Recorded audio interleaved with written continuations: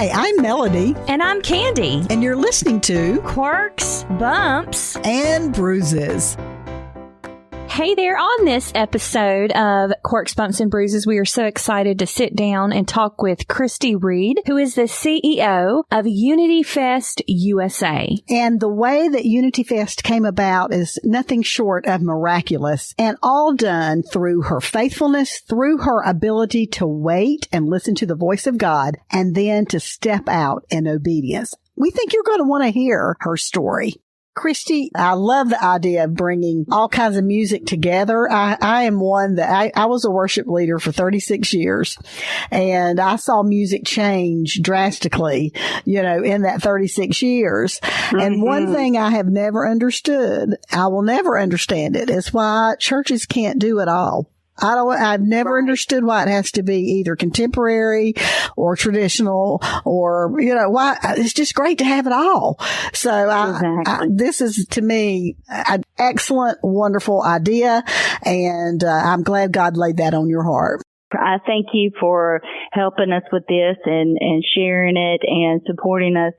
It's just a blessing because I just want God to be glorified in it all. I mean, I'm just trying to be the hands and feet and obedient little servant down here because my faith is like through the roof. And I mean, just to let you know, it's like God has proven himself through it, just especially through the financial end of it, because we literally last year we still needed $55,000 the week of, before the event, just to have the event.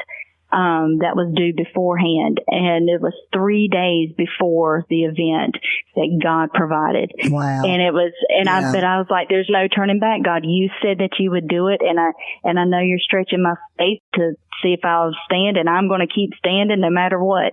And he provided.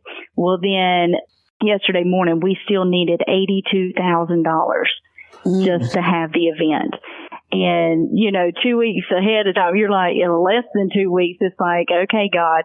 But I said, God, you've proven yourself faithful. And everybody was like, I would be pulling my hair out. I couldn't sleep at night. And I said, but see, the God I serve, he said that he gets the glory when we're between the Red Sea and Pharaoh's army. Mm-hmm. And that's when he moves and people knows that it was God. Right. And so yesterday morning, I just hit my face and I said, Lord, if you could just come through sooner so that, because this year is so much bigger, I have so much organizing I have to do. And it would just, if you could just find favor today. Well, when I got home yesterday afternoon, we had $95,000 given. And oh my I was just goodness. Like, by one person? Thank you, God. by one, either business or person? One gave $80,000 and the other was $15,000 that came in the mail. See, I love that because he not only answered that prayer, he went above and over what you needed. Above and beyond. Yep. Yes, ma'am. Yep. Yes, ma'am. Wow. So it's like, it's those kind of moments like that he says, I've got you. Mm-hmm. Don't worry. I've got you. And he just that's where he wants our faith, is believing when it seems impossible. And God saying, I'm God. Just ask me and believe. Yeah. It's that believing and trusting that he's looking for. Yeah. We can say we have faith for him to, save our soul eternally. But when we have little things like this in our lives that we really need him to move, do we believe? And he was like, if you just keep going and give it to me, I got it. Mm-hmm. So that's where we're going to see more and more supernatural things as our faith increases. And that's one thing that UnityFest has done, is through these kind of God moments and stories and testimonies that he's done, not man, but he's done, that just everybody that I have shared it with, it's like, that increases my faith so much. And I was like, all he wants to do, he wants us to believe that he is the same God as he was when he parted the Red Sea, when he healed the leper, when he opened blinded eyes. Mm-hmm. He's that same God. It's our faith that needs to get to that level. I kind of think of it, Christy, as a parent, and when you're raising your children and they're small, and you give them little things and to see how they handle it. And then as they do it, then you can trust them with bigger things and then bigger things. Exactly. And I feel like that's how God works in our lives as well. He gives us these things, and all right, let's see what you got. Right. And then when we follow and are obedient, even through the waiting, even through the not knowing, even through we don't know what we're doing here, and you still stay steadfast, then he's gonna give you even more. And so I can see this thing ended up being, well, let me just put it this way, Christy. I believe you're going to have to find something bigger than a football stadium at a high school. We've already said that. We're actually, just to meet, because we were going to, the ticket sales, we've already gotten over 12,000 in total ticket sales. Oh, 12,000 people have already gotten passes. Right. So, of course, Saturday has your most, like right now we're at 9,000 on Saturday. Our capacity was going to be at 7,200, but when we met with the county board, so when I started sharing the story of everything behind UnityFest, within that meeting, everything just changed. And they said, well, let's see what we can do. If you take down this back fence back here, then we can up it to 10,871. And we're like, we'll take it down.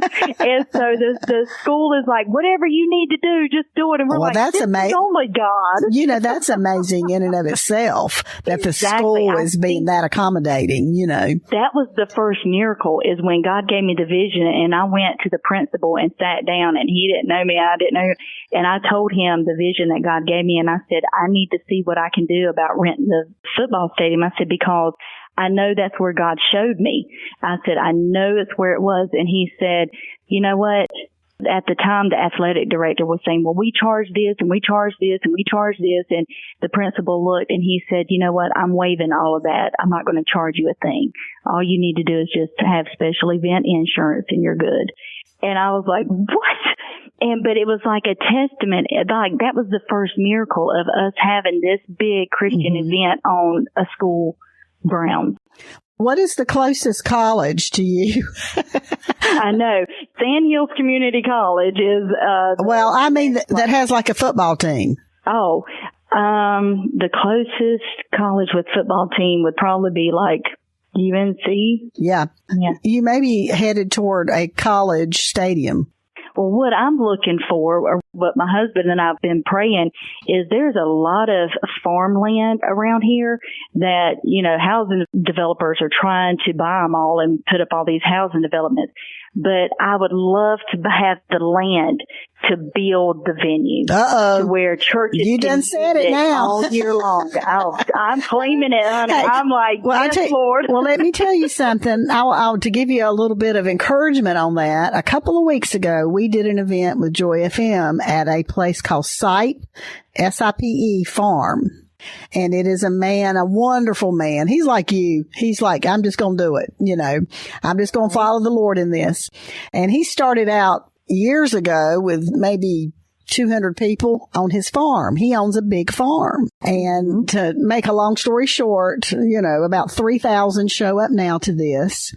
And he has built this beautiful where the stage is and people can sit underneath shelter, and he brings in food trucks and, vendors and that kind of thing. So I say all that to say this. It's not near as big as what you've got going on, but what I wanted you to know is that land and doing that is doable.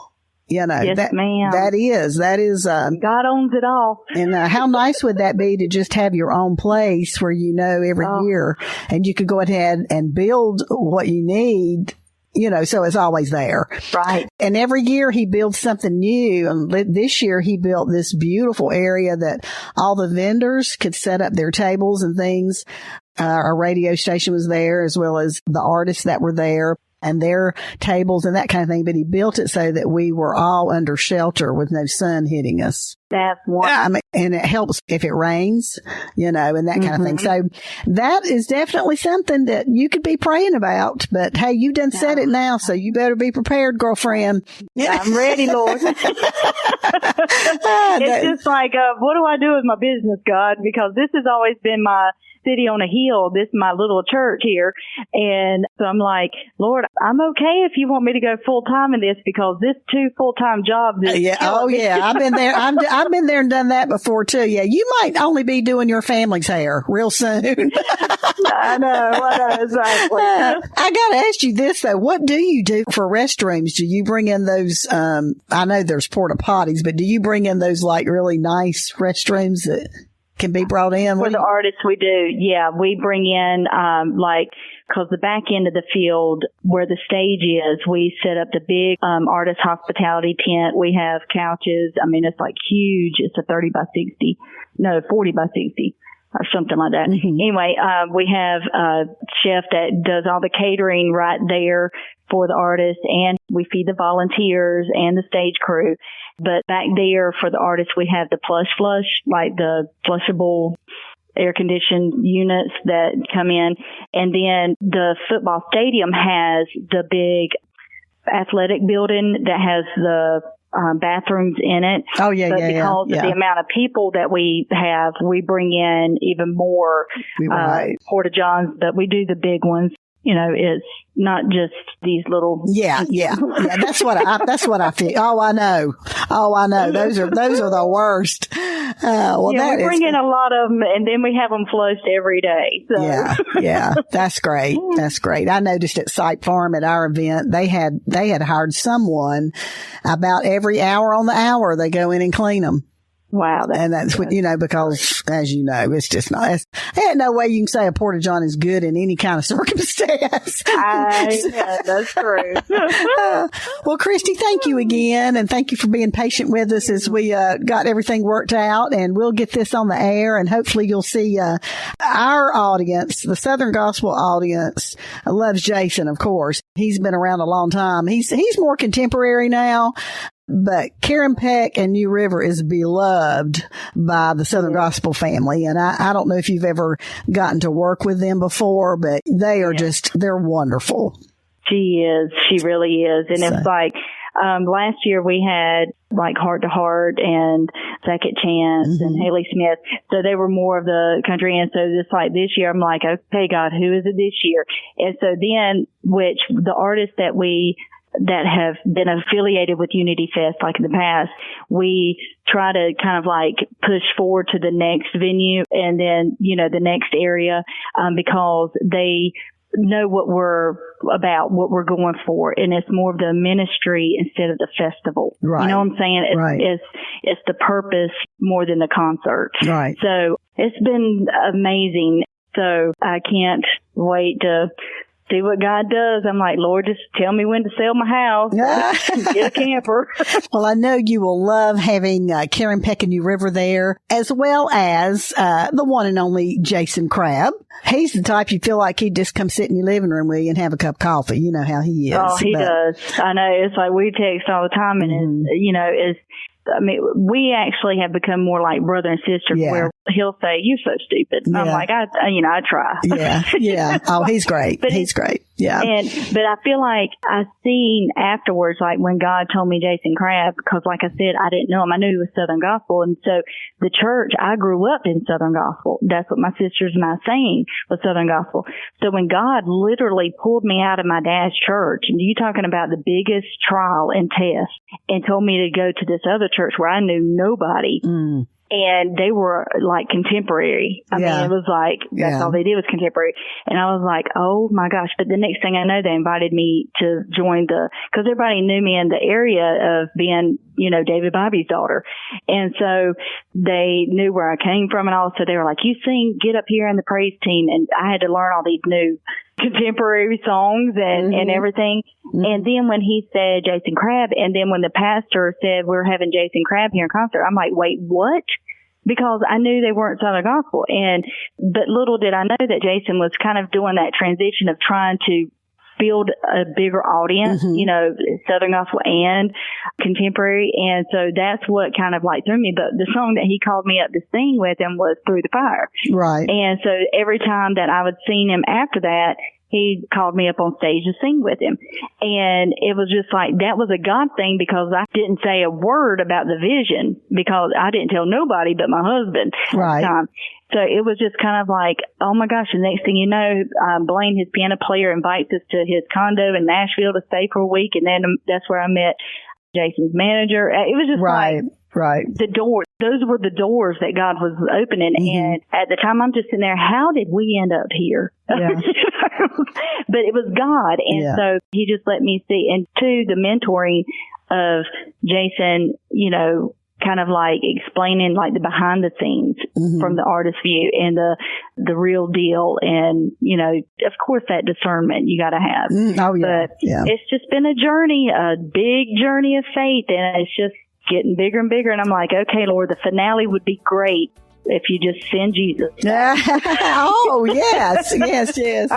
Oh, that's awesome. Well, Christy, thank you again. You have been a delight to talk to. I appreciate it. Have a great, great day. Thanks for listening to the Quirks, Bumps, and Bruises podcast with Candy and Melody. If you enjoyed the show, please take a moment to subscribe, rate, and share the podcast. You can learn more at joyfm.org.